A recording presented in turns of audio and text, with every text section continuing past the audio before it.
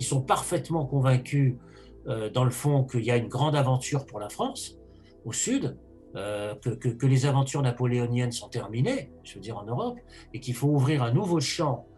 C'est au sud que ça se passe, dans un territoire gigantesque qu'est l'Algérie. Et donc on a déjà cette considération forte qui est, dans le fond, d'agrandir la France. C'est-à-dire d'agrandir la France sur son flanc sud, avec la possibilité, disons, de prendre possession d'un territoire qui permettra aussi de bouter les Anglais, hein, parce que les Anglais contrôlent la Méditerranée en grande partie à cette époque-là.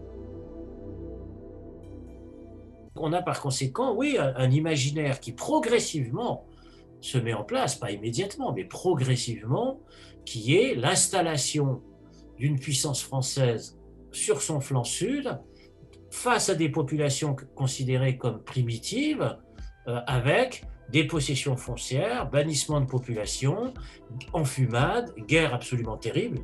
Terrible, hein, la conquête de l'Algérie a été très longue, très très longue. C'était une conquête qui a duré, qui a commencé en 1832 et qui s'est achevée en 1902.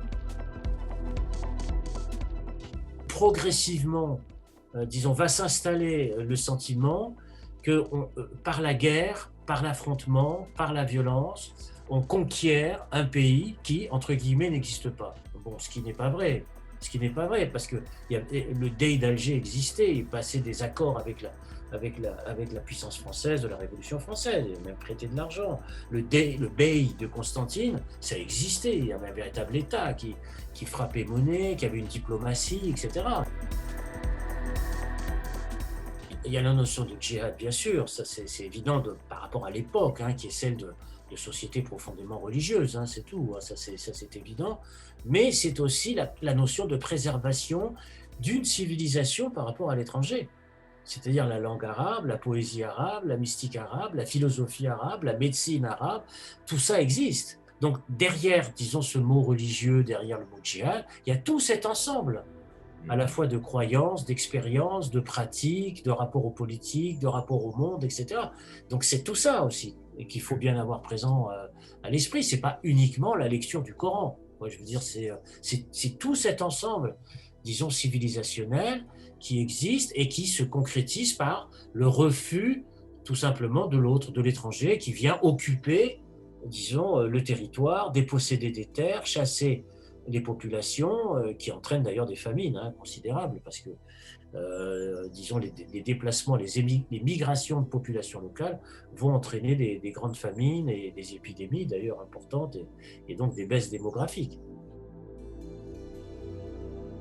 Il y a, disons, des séquences différentes, c'est-à-dire que c'est pas uniforme, c'est pas univoque, c'est pas une séquence de 132 ans de massacres continus de manière ahistorique. Ça, croire ça, c'est pas raisonner en historien de penser ça. Bon.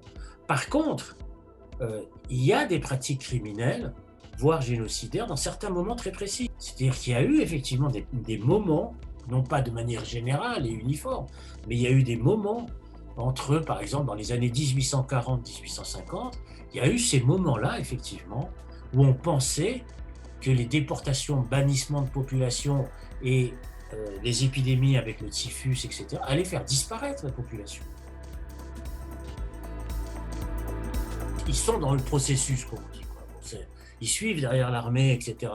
Mais après, il y a l'effacement des traces de l'histoire. C'est classique, ça. Et eux ont l'impression de s'installer dans un monde qu'ils ont le sentiment d'avoir fabriqué sans connaissance réelle de toutes les séquences antérieures. Et puis, il y a un effacement parce qu'il n'y a pas de transmission par l'enseignement. Je veux dire, c'est lorsque les républicains arrivent au pouvoir en 1880, ils ne vont pas s'amuser à fabriquer un enseignement, des manuels scolaires, etc., avec tous ces récits absolument épouvantables.